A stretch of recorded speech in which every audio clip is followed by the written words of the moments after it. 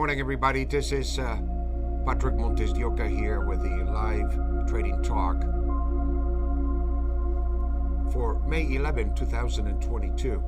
I'm taking a look right away into the headlines that we saw this morning regarding the CPI. The CPI U.S. inflation rate slows at 8.3%. CPI shows, but the price pressure still intense. So we're still beginning to see, not beginning, but are feeling basically the tremendous sharp move that we have seen in inflation here in just over a short period of time. One of the key things that I'm looking at is basically the 10-year note, which is at 3.01. It's come back up above 3%, and it appears that we might have potentially reached also a very strong resistance level for the 10-year note at about 3.13. 3.25 potentially is a ceiling, you might say, that I think we are going to see for the 10-year note. And this is causing a reversal in the market. NASDAQ is up 18, 11,755. The S&P is at 4,027, 2654. Now, the 10-year note trading at 3% basically roughly puts the Dow Jones at about 4,100 value as fair value, and trading below that at 4,000 is a little bit oversold or undervalued in terms of the S&P and the NASDAQ. So moving right into the markets here, what we're looking at here is exactly the what the market is indicating, what the code is indicating for us, and that is essentially that we might be looking at potentially some kind of a bottom in the market, some kind of a bottom in stocks and the NASDAQ. And as you can see here, we also are beginning to see the gold market reacting to this news. It's highly inflationary. So the silver market is trading last at 25.85, 86, and we recommended basically to go long on silver here as it came down to the weekly buy one level of 21.37, and then when it closed above it. What we're looking at here, if we just talk about the market for a minute, is basically a bit of a conflicting picture, because the weekly numbers that you see on the right of the chart indicate we have a lot of weekly support. The market on a weekly basis is in an area of accumulation. It's recommending that this is the area where you wanted to accumulate supply. It doesn't really matter if the market gave a short trigger and it comes down into this level of blue. And I keep reiterating this, and you can go back to some of my videos that I posted here, that I make a point of saying whenever the price is in blue, that is the time for you to be accumulating positions if you're a multiple trader. It is the highest probability. It is the extreme below the standard deviation, which is basically the mean 50-50 standard deviation. And we're looking at mathematical probabilities in the range of about 90-95% that upon confirmation, which is the market coming down and testing this level and reverting from here, that we're going to get basically potentially more short covering.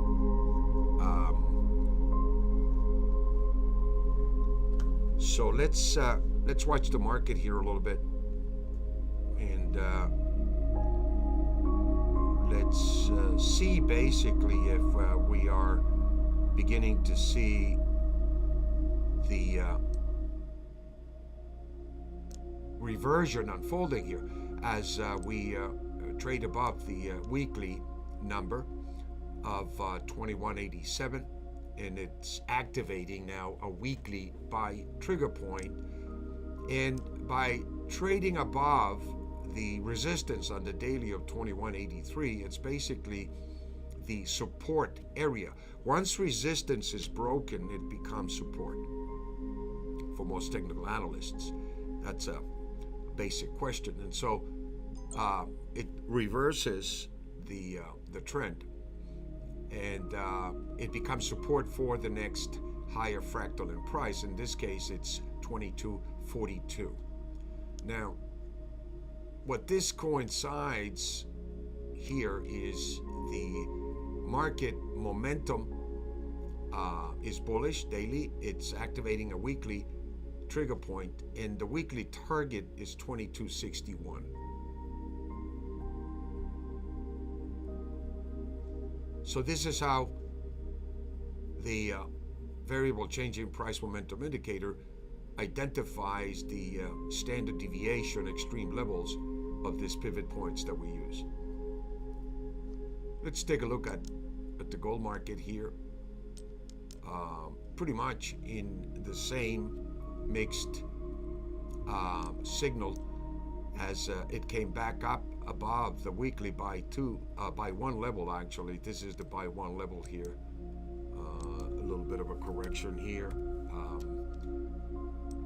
and down here it's the by two level. So the 1821 is the weekly by two level. 1851 is the weekly by one level, and we're looking at the target of the daily. 1856 was completed,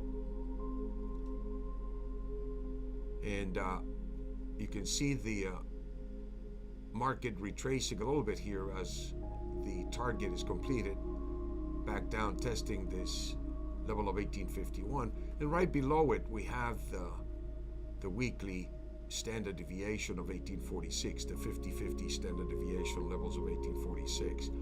So the market seems to be building a bullish price momentum, which is the directional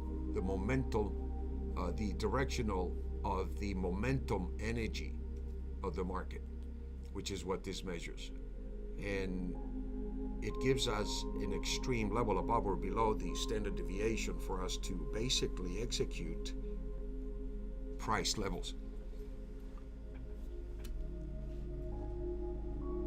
The market in Bitcoin had a pretty volatile day today, and you can see activating a weekly signal daily from 29,588, which was tested, making a low of 28,900. A lot of panic selling here on cryptocurrencies, which is the best thing for long-term holders, hodlers.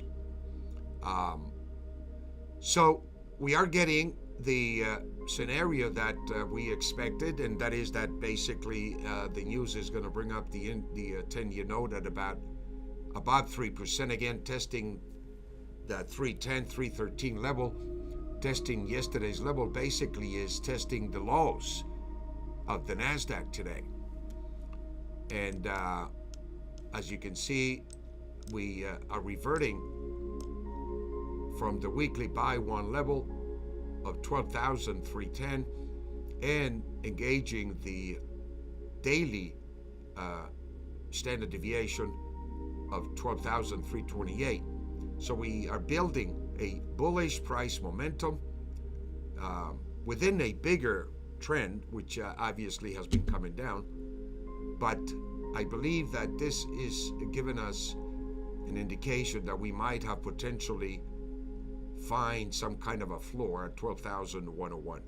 If we don't break this low, I think that we're looking at the market picking up momentum to 12,600 for the rest of the day, and we'll see what the momentum is at that point that potentially can drive the prices all the way up to about 13,092 on the weekly signal. We got resistance at around 12,550 to 12,700 that needs to be broken, and it looks like we have the odds on our side based upon what the 10-year note is doing, that we might begin to see more short covering. A lot of nervousness in the market. Sentiment is bearish. It's at the highest peak in about 6 months, I believe. And the indicators are telling us that we might be approaching a major level of support.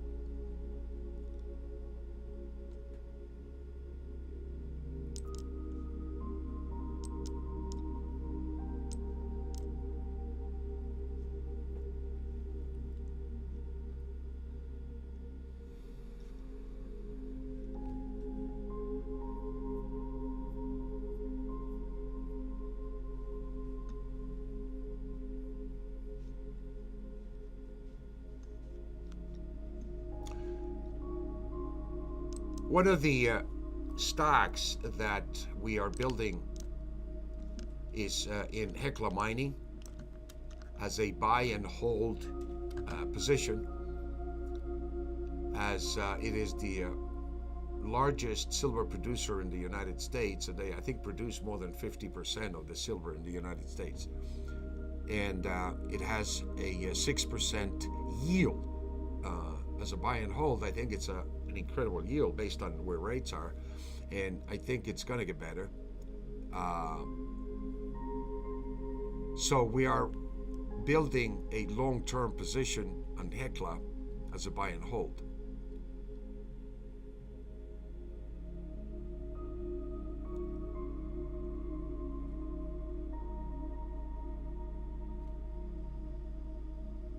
Little profit taken here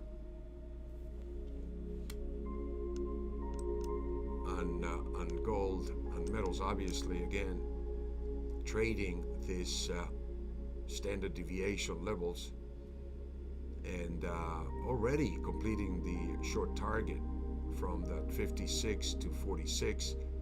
The target is completed, and so now it's neutral again, and a close above 1846 will activate another bullish price momentum.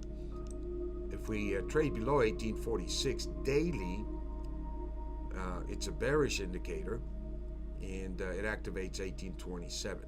Now, it doesn't mean that it has to come down. The conflicting picture that you see here is that the price daily is in a level of support, or average price of 1846, which is the standard deviation. But the weekly numbers are in a major area of support. What it's telling you is to accumulate in this area. Accumulate if the market does come down into this area in blue. And that's what we've been doing basically for the last few days. We've been taking a little bit of a hit, so to speak, as on the way down here. But buying, if you're a multiple trader and you're building a long-term position at critical levels, which is where I think we are, and you want to build a long-term position, you can do so by using these levels here, and prudently, you might say, begin to accumulate at these levels here. We're looking at a reversion unfolding here from 1846, and getting back up above 1851 here is going to activate a weekly buy trigger once again.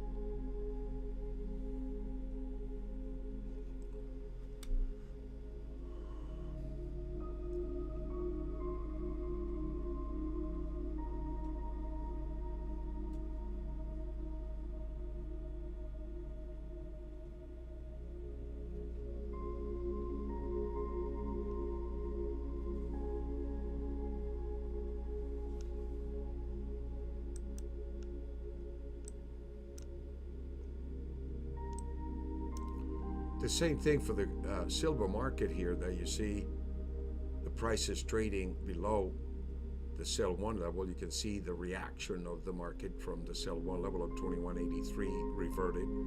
It activated 2149 as an active target.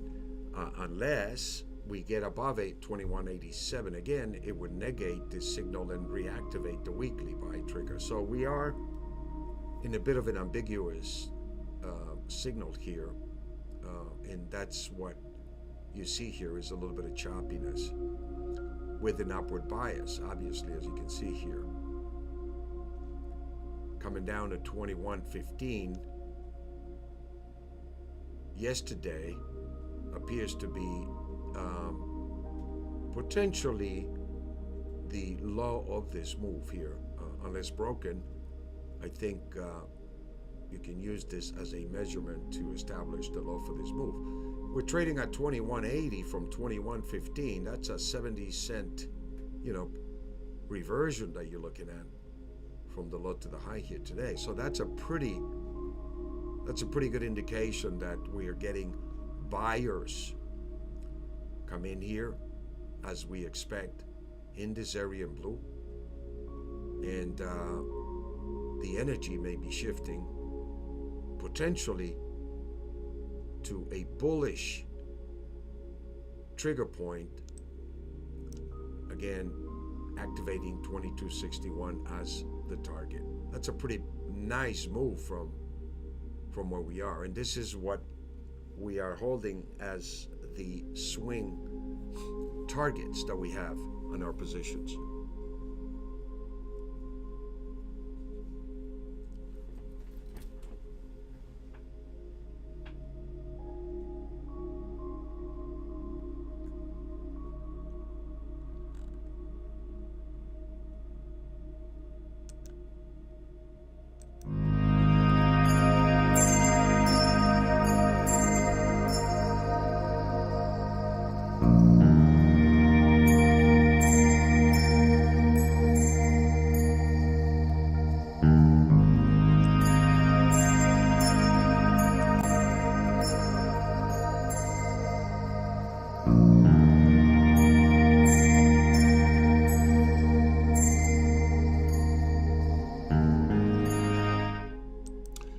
We got the 10-year note back up to about 301, and so the markets are a little bit choppy because of it. But I think once we get a little more solid indication of rates, then obviously I think we're going to be in a stronger position to see more buying come into the market. I think we're looking at the potential that maybe the again 10-year note has peaked at about 310, 320. That seems to be putting once again the fair value for the mini S&P at about 4,100. And I want to mention the key level that we're looking at to see a potential explosive move across the board is if we get the 10-year note below 2.75%. That would basically confirm that the inflation numbers have peaked and that interest rates for the time being have peaked also at about 3.2%, roughly in that area for the 10-year note.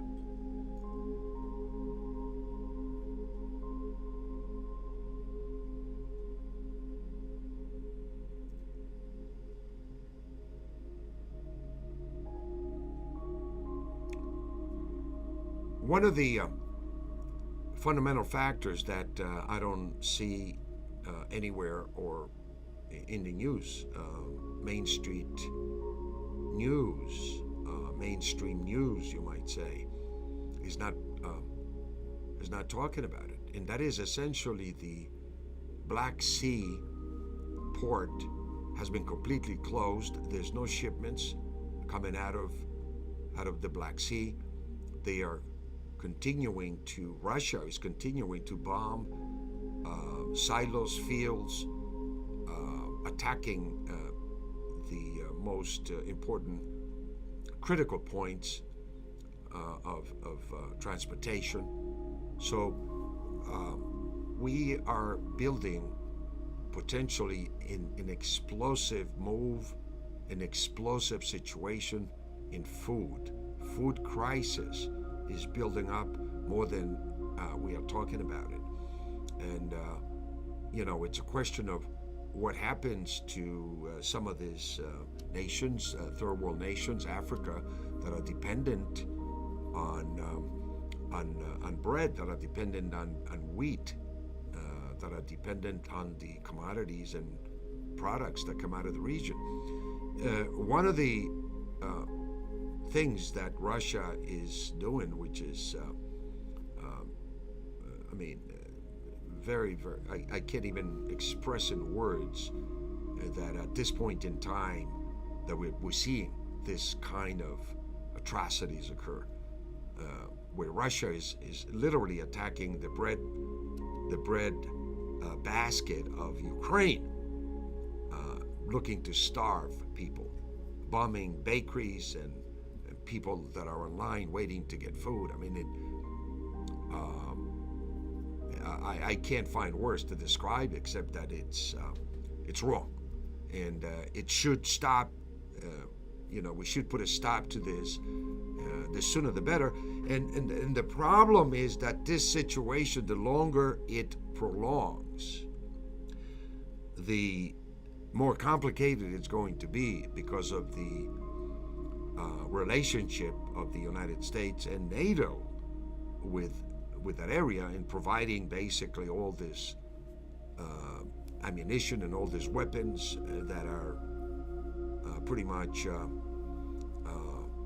making a dent, you might say, on the forces, the Russian forces here in Ukraine.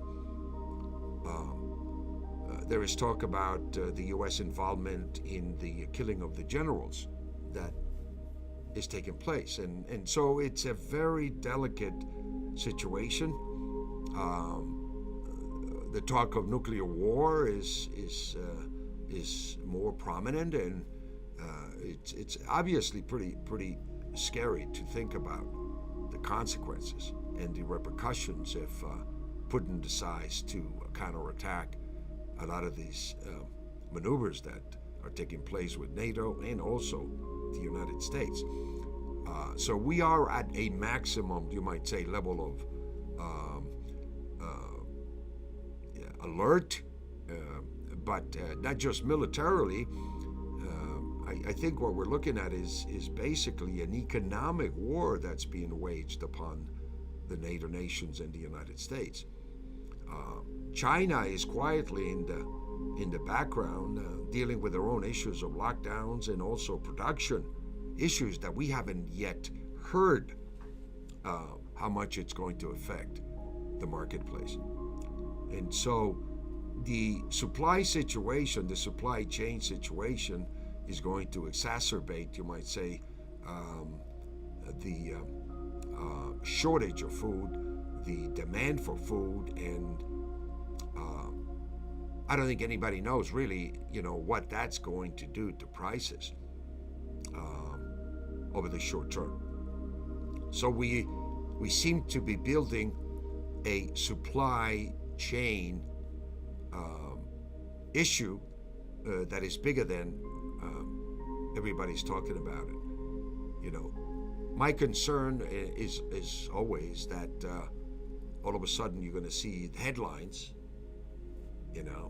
of the damage and consequences, you might say, that we are beginning to see as a result of this Russian conflict. It's bigger than most people, I believe, are looking at it and it represents. And I think it's pretty clear that they are waging not only, again, a war on the Ukraine, but it's a war against the U.S. dollar. And currencies in general.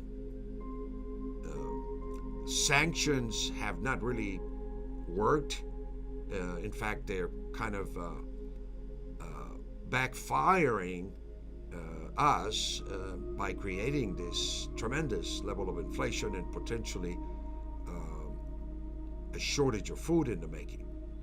And, I'm not sure how that is going to affect basically the total economic balance of the Eurozone, the United States, and third world countries.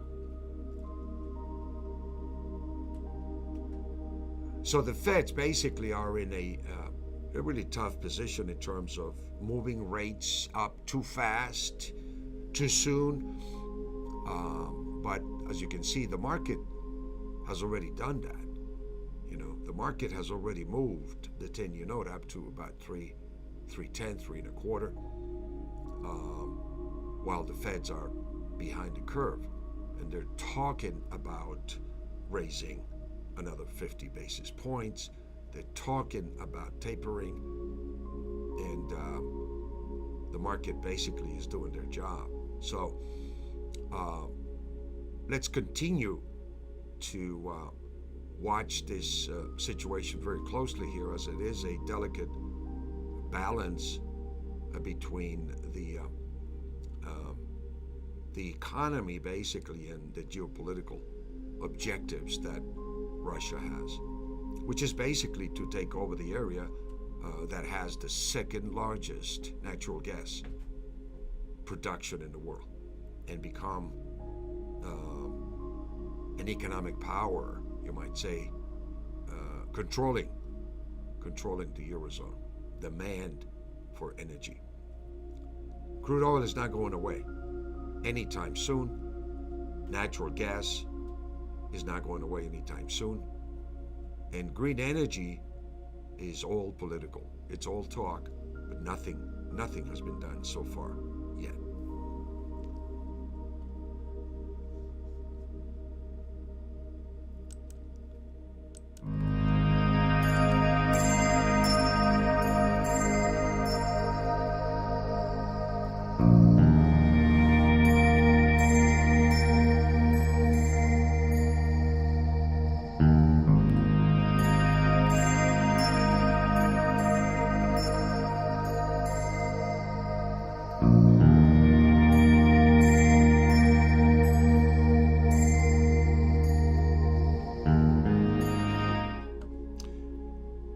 Continue to look for a reversion to unfold from these levels. Continue to trade from the long side, as I believe that we're looking at a major development unfolding here, contrary to some of these fundamentals. Have a great trading day, my friends, and I'll talk to you next time. Be well. Talk to you soon.